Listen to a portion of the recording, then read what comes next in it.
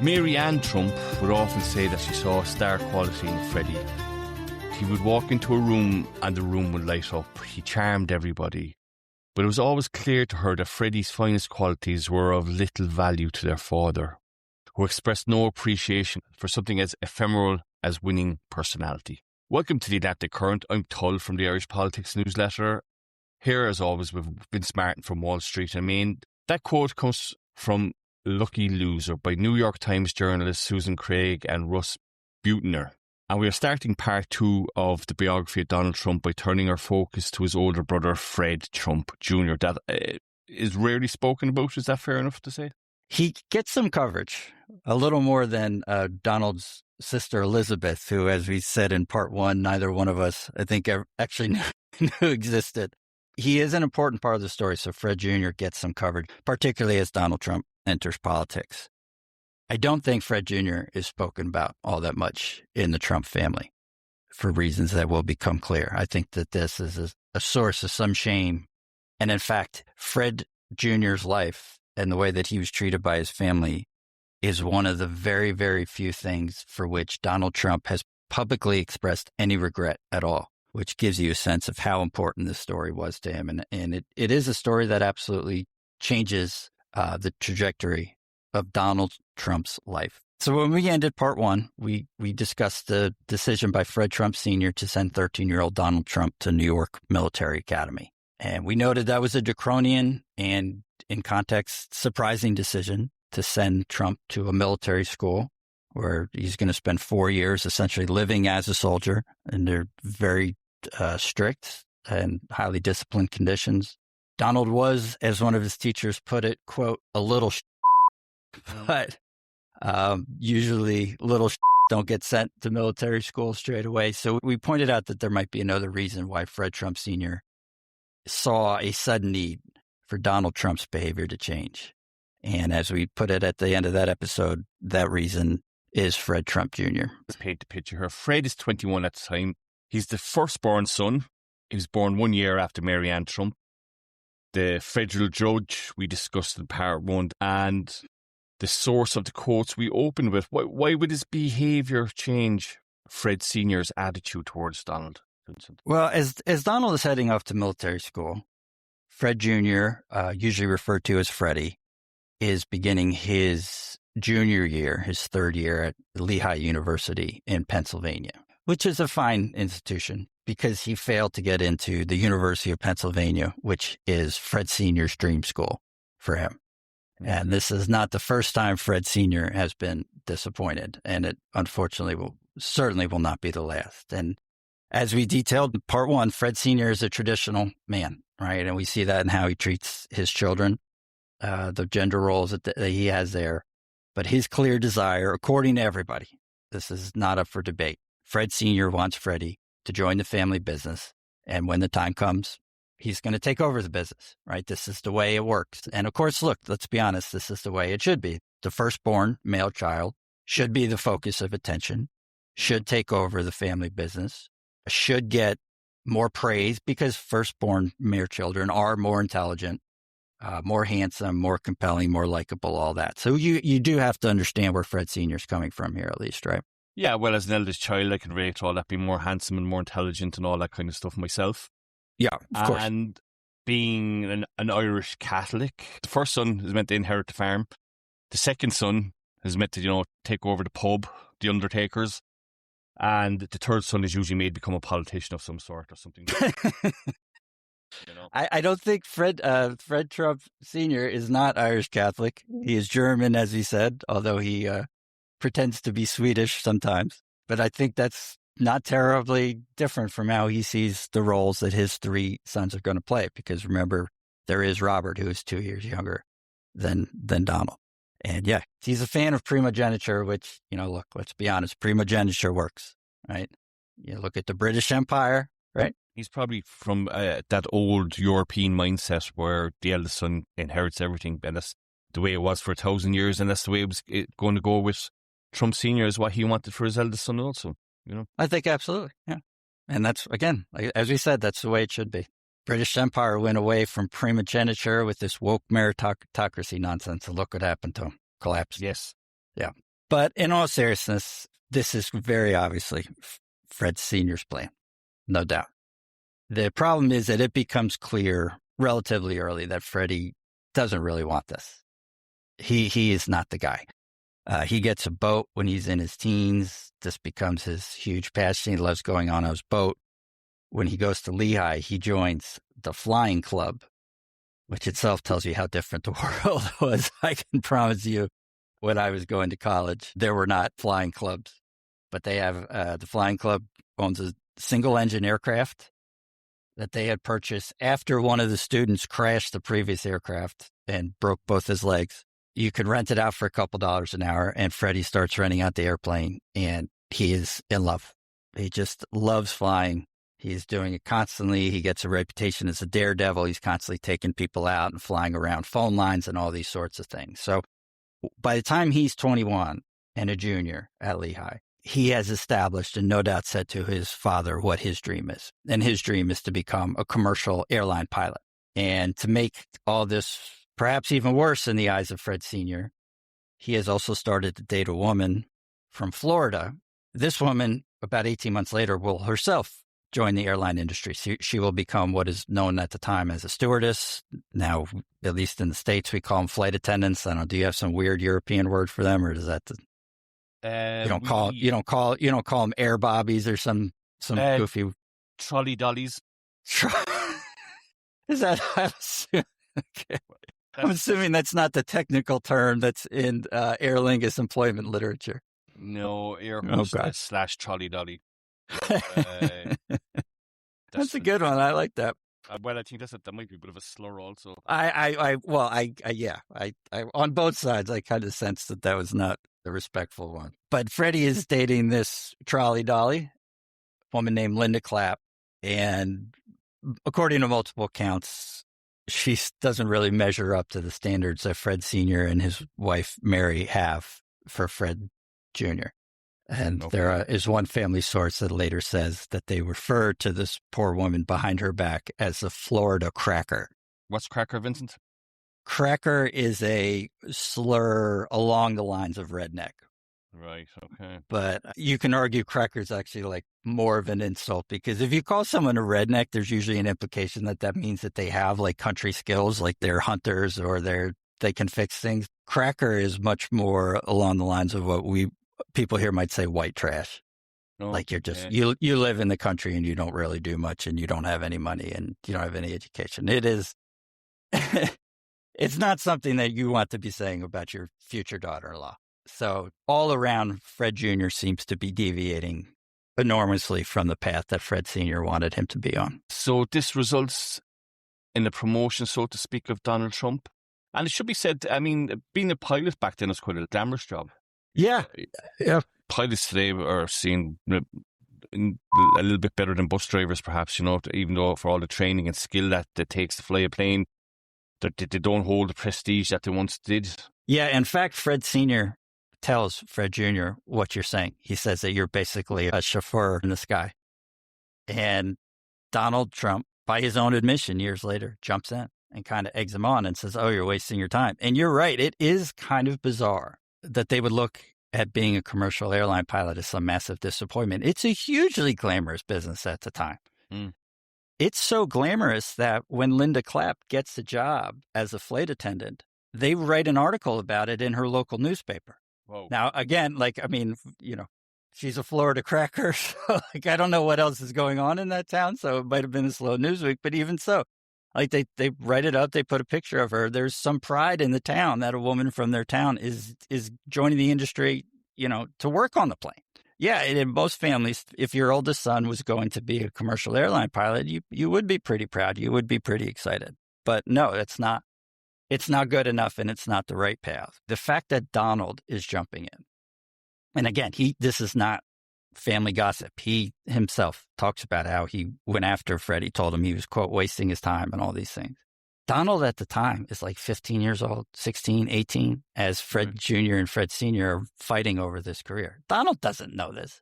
There's not a 16-year-old boy in America in 1962 who's telling his older brother, oh, being a pilot sucks. Donald is parroting straight up what Fred Sr. no doubt has said to him over and over and over again behind Freddie Jr.'s back, which I think gives you a sense of what the sibling dynamics are in that house, and particularly between Fred Jr. and between Donald, at least as the patriarch of the family sees it. So what does this mean for Freddie? Is he cut off? Is he turfed out of the families? Is he not welcome at Christmas gatherings anymore? What's the situation for him? It's, I think, almost worse than that. Oh. Because he's not turfed out. He's not cut off. Fred Sr. just kind of is constantly picking at him, constantly undermining, constantly essentially mocking him. Well, he is mocking his oldest son for his choices. I mean, it's brutal. We talked in part one about Mary Trump, who is Fred Jr.'s daughter, who has devoted her later years in life to taking Donald Trump down. And in Too Much Is Never Enough, a book she published a few years ago, she wrote that Freddie simply wasn't who he, meaning Fred Sr., wanted him to be. And so Fred dismantled his oldest son by devaluing and degrading every aspect of his personality and his natural abilities until all that was left was self-recrimination and a desperate need to please a man who had no use for him. Now, Mary Trump is not an unbiased source, and we're going to talk a little bit more about that later. Okay. As we said, she despises Donald Trump. And in that book, a reviewer made a really interesting point, which is absolutely dead on, that the villain of her book about the Trump family is not Donald. The media kind of covers it to tell all about Donald. But no, the villain in that book is Fred Sr. And she is a clinical psychologist and basically says that he's a psychopath.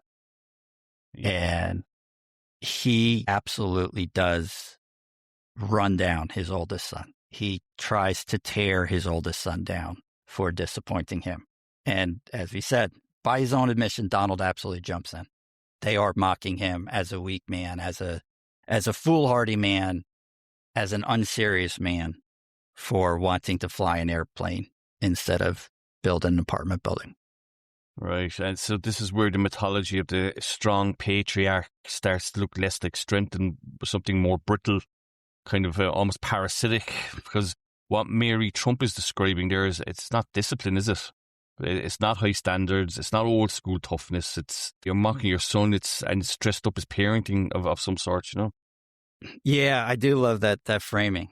It's not old school toughness. Mary Trump, I think, perhaps overstates the case a little bit because she does have some bias. But even by the standards of 1962, Fred Trump is cruel. I don't think there's another word to use that. He is absolutely cruel to his son, who, again, it's not like his son said, I'm moving to, Key West and I'm going to just sit on a beach and spend all your money and not work. He's trying to enter a difficult industry.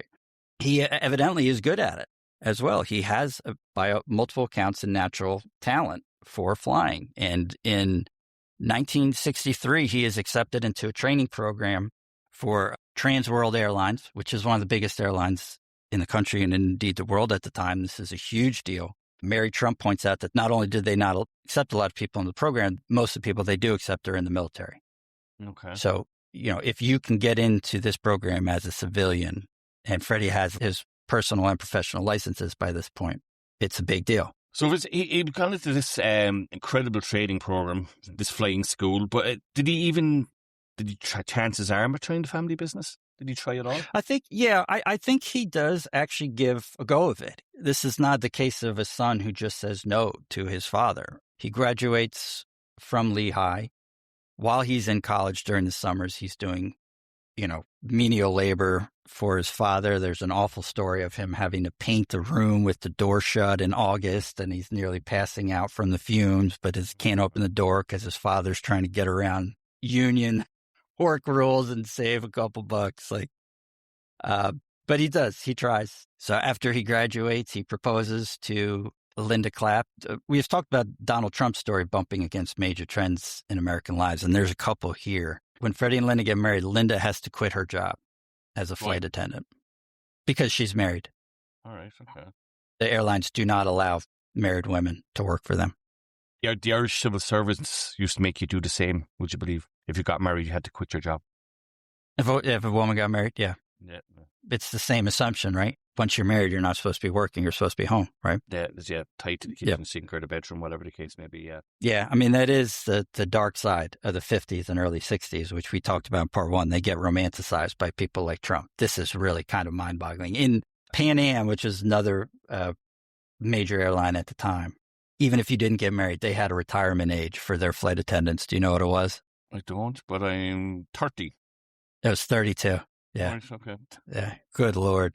10 years after that, Donald Trump, who is 2 years older than Freddie is at this point in the story, is in Manhattan with all sorts of sexual bacchanalias going on left and right in women's lib. I mean, how much the world changes between this point in the story and the point not long after really is just a staggering thing. But to your point, yeah, Freddie, he does try the family business, but it's just awful. He's always fighting with his father.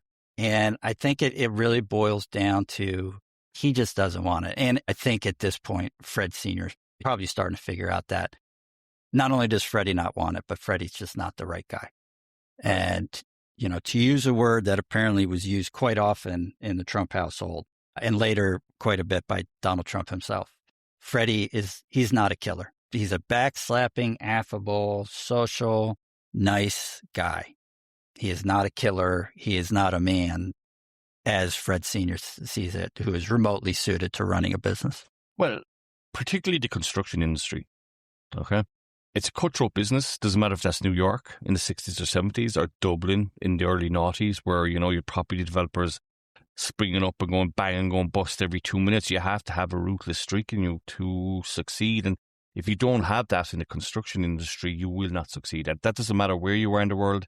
It's not unique to New York. It's not a backslapping industry where, you know, you go for a couple of pints with your competitor after work. It's not that industry. No, it's not. I think that's a fair point. In and of itself, that's an interesting foreshadowing of Donald Trump's success in the real estate business, or perhaps lack thereof. I'll give you an example of how cutthroat the construction industry is in Ireland. I don't know if you've come across Mick Wallace. And he used to be an independent member of Parliament for Wexford and a member of the European Parliament at one stage also. He lost his seat in 2024, but very famously, he gave an interview to a magazine saying that he actually once had to try and hire a hitman to collect the debt. Wow. That industry is notoriously hard to do business in. And again, poor Fred Trump Jr. probably, you know, as you said, he's a backslapping kind of guy. He's not going to be sending a hitman around to say, collect the debt, you know, so he was never going to make it. No, and he is going to complain, as he does according to his daughter, when he is sent around Brooklyn and Queens and Manhattan with envelopes of cash to be delivered to various people. It's just not for him. And so you can see a little bit in the context of his history, in the context of what we're saying, why Fred Sr. is disappointed. But again, nothing that Freddie Jr. does remotely justifies the way that he's treated. And I do think it's telling that Donald jumps in. I think it becomes very clear that as Donald is at military academy, the focus of Fred Sr. has shifted. Did Donald Trump want to be anything else in life? So much of his story is kind of about who you ask. And you always have to be a little skeptical because a lot of these biographies aren't written until 2016 or 2018 when the participants are looking back 50 years. But there are some stories that he said he really just wanted to take over the business. He certainly seems to have told Freddie that he was stupid for not wanting to take over the family business. I think Donald does seem to have some desire to do that, and some sense of responsibility to the family. But he also has some other interests. He tells some people that he's interested in going to Hollywood to be part of the movie business. In 1970, believe it or not, so this is after he has graduated college and joined the family business, he finances a Broadway play. Trump doesn't strike me as the more cultured type to be attending Broadway plays, Vincent. But he has such streak, right? I mean, that's why we're having this insane national debate over reflecting pools and ballrooms, and he kind of personally hand designed Trump Tower and all this stuff. He does actually yeah, he does. I mean, yeah. And I do think there's absolutely a world where he winds up detouring into actual show business much earlier than he does.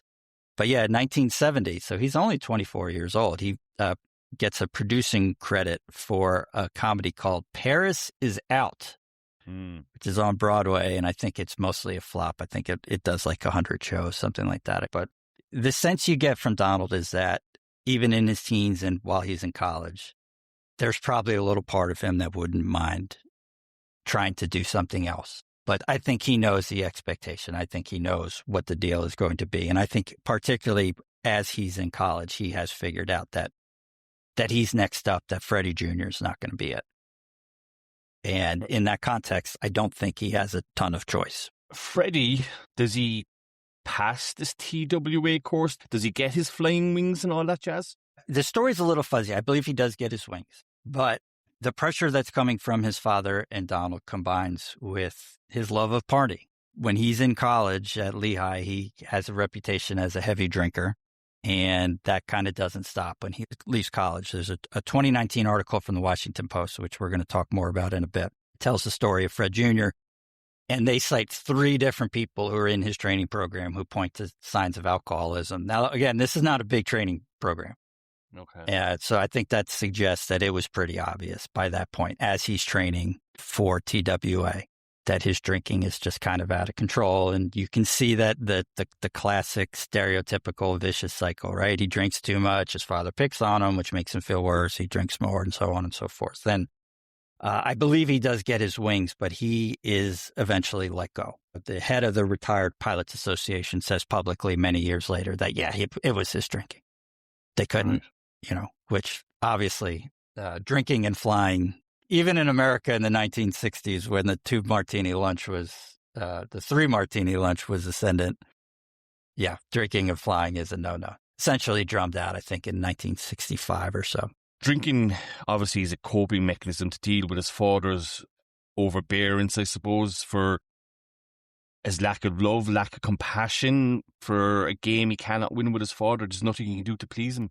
Yeah, but he does try. He tries to please his father. After this happens, he goes back to work for the business in the mid-1960s, and it's never going to work, but it fails pretty spectacularly. His drinking gets worse and worse. It's a noticeable problem. Linda files for divorce in 1970, and by this point, Donald is 24. And the battle, which I think Fred Sr. set it up as a battle to see who's going to win, who's going to take over the family business pretty clearly. I don't even know if you'd say that Donald Trump won it. In Fred Sr.'s eyes, it may well be more that Fred Jr. lost it.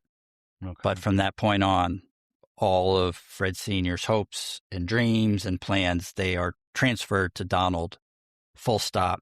And Fred Jr., it's a terrible, terrible story. He kind of fades out of the picture at the Trump organization.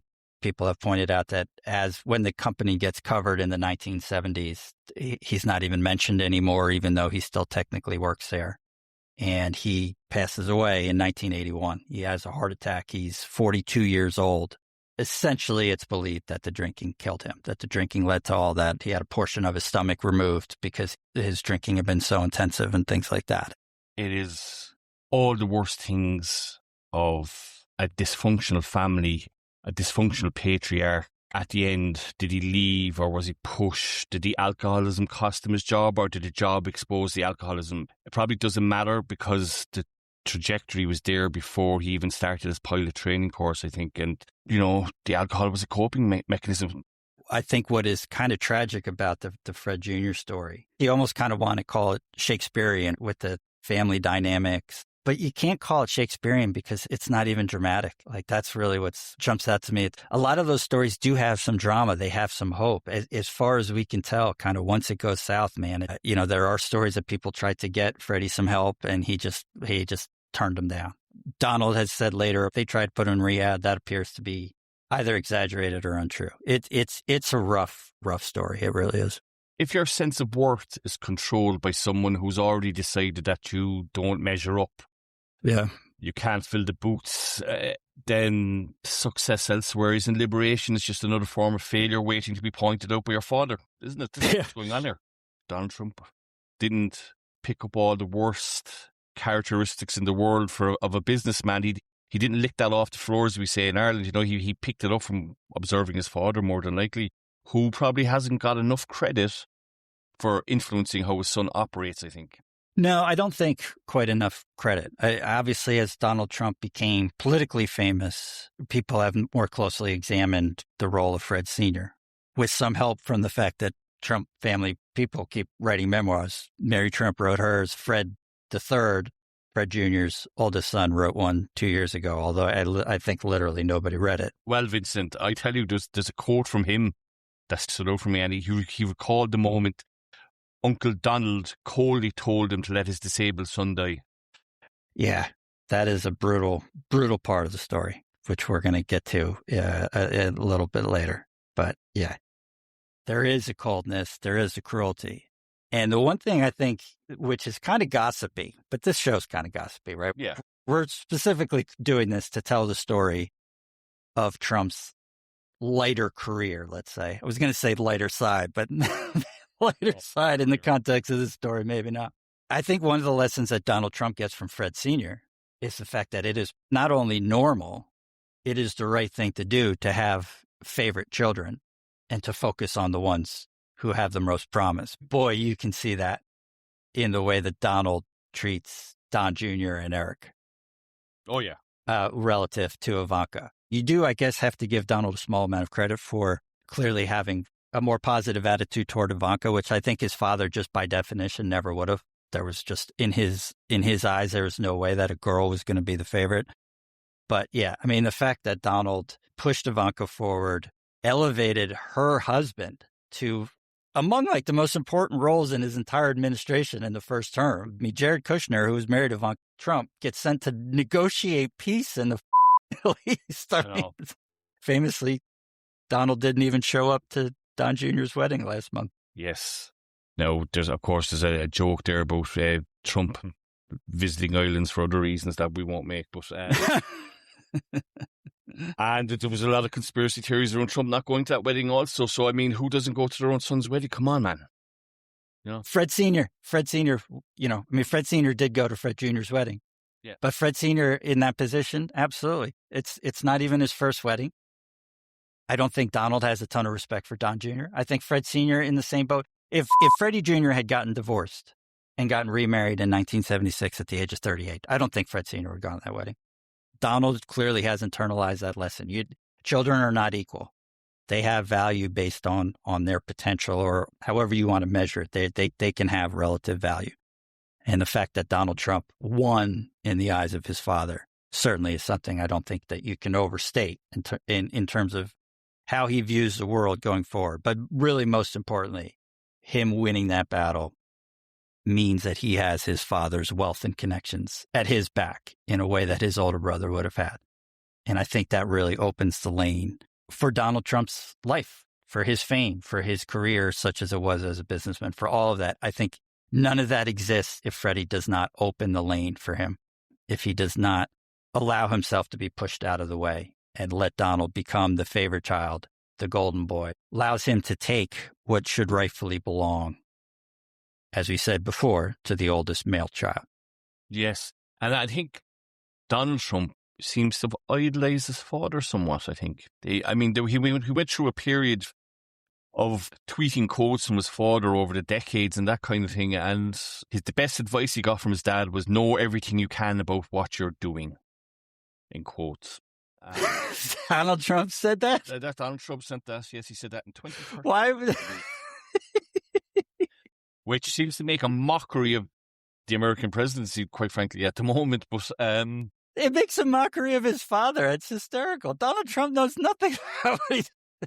That's direct quote. It's still on the internet. We'll post it on our Substack. I'm sure we will. I'll have a good laugh about that. That's hysterical that Donald Trump posted that. Yeah. There's a number of different authors have pointed out in various contexts over the years that in the Oval Office, there's a picture of Fred Sr., and yet there's no picture of Donald Trump's mother, Mary.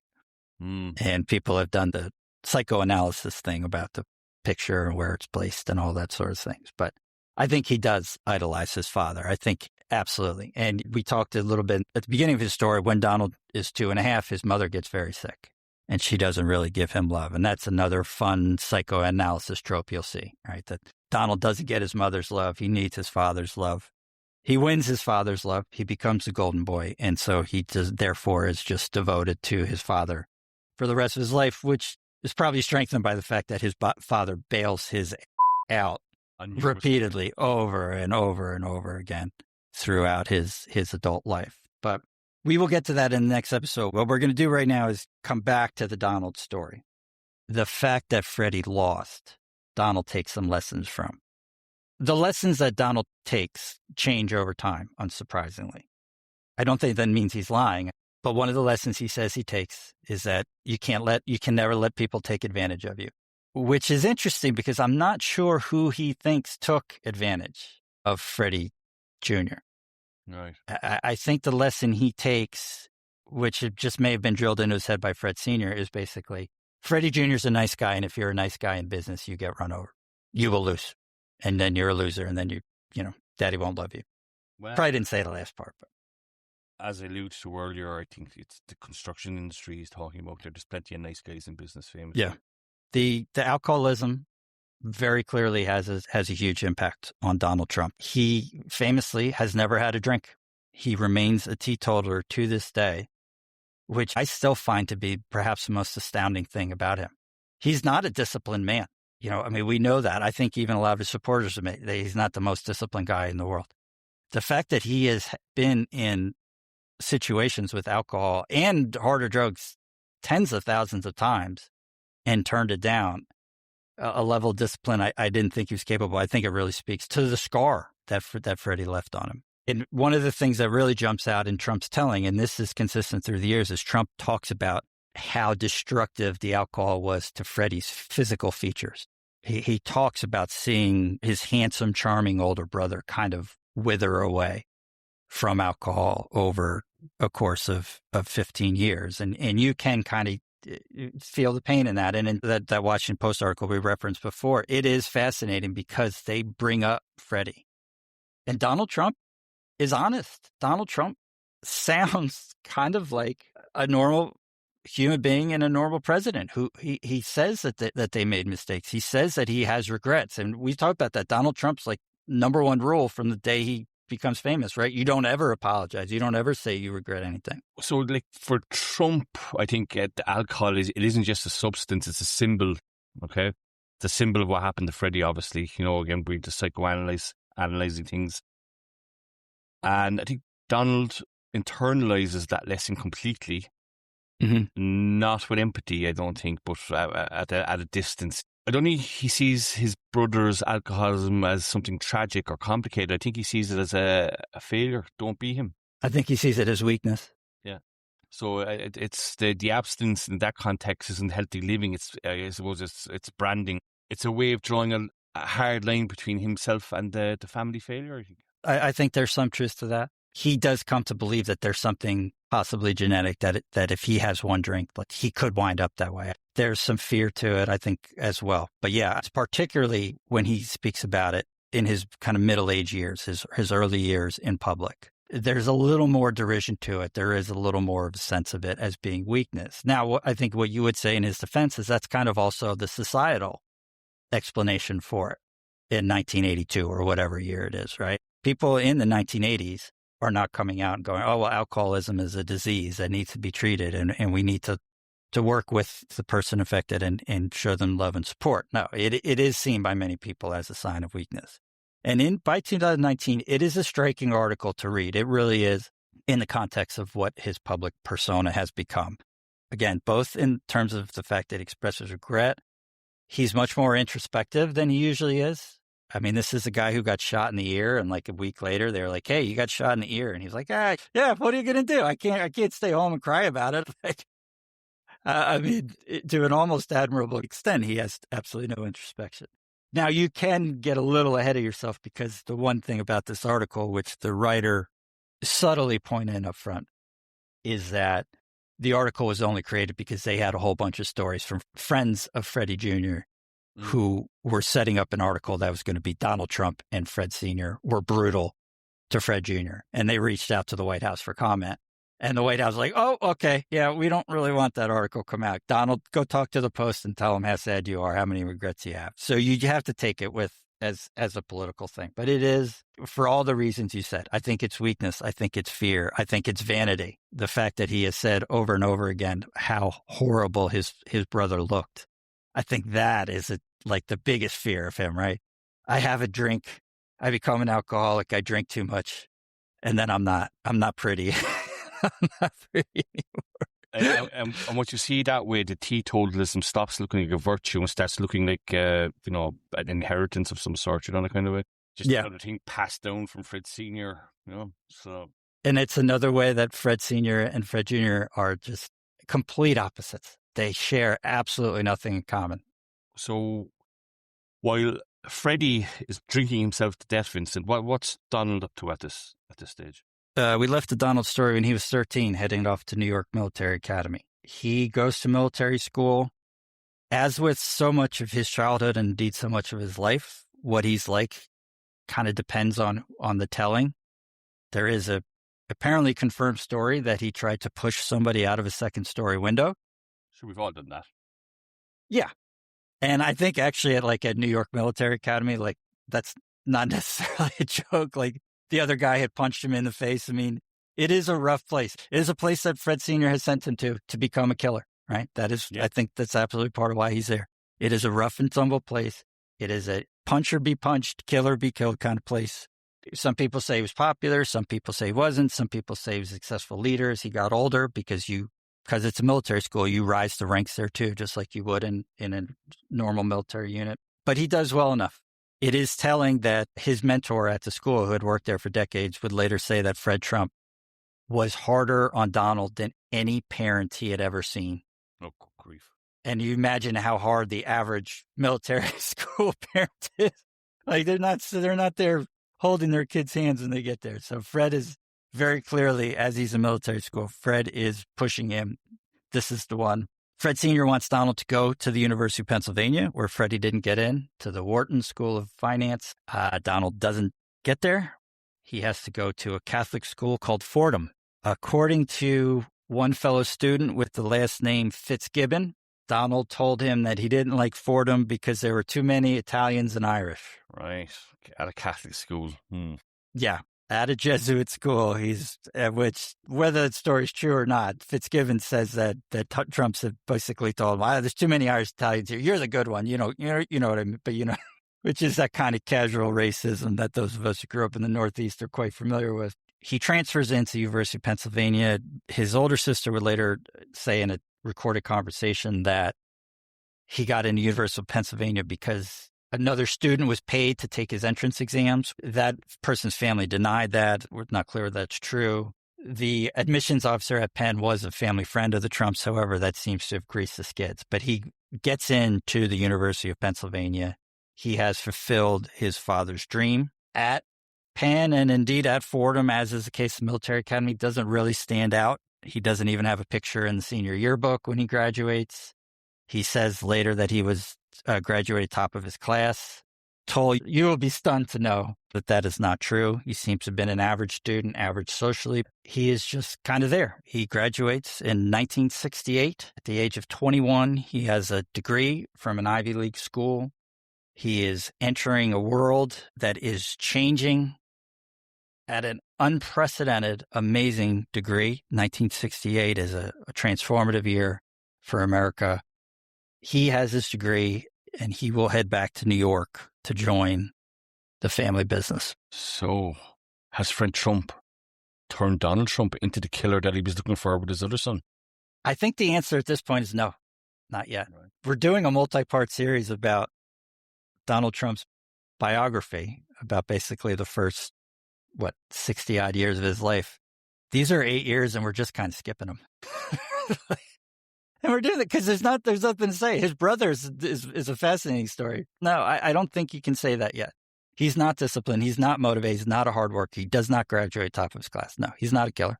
Well, we're going to come to maybe his first killing moment, perhaps, Vincent, or where he drew first blood. Maybe we'll pick up there and the next episode, perhaps. In the next episode, we're going to talk about what happens when he goes back to New York. He is going to take what he has learned from Fred Sr. and what he's been given from Fred Sr. and use that to physically create an imprint on New York City. Some would say quite unsuccessfully also. Eventually. But the first couple of years, man, he gets some wins, and we will talk about those in part 3. Right.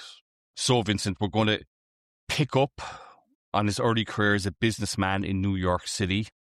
Find out, did he actually hone that killer instinct, and did he get any wins or kills under his belt? And the answer, as with so many things about Donald Trump, is maybe, kind of, and it depends on how you look at it. And who's telling the story. Yep. I'm Tull from the Irish Politics Newsletter. And I'm Vince Martin from Wall Street in Maine. Take care. Bye-bye. Bye now.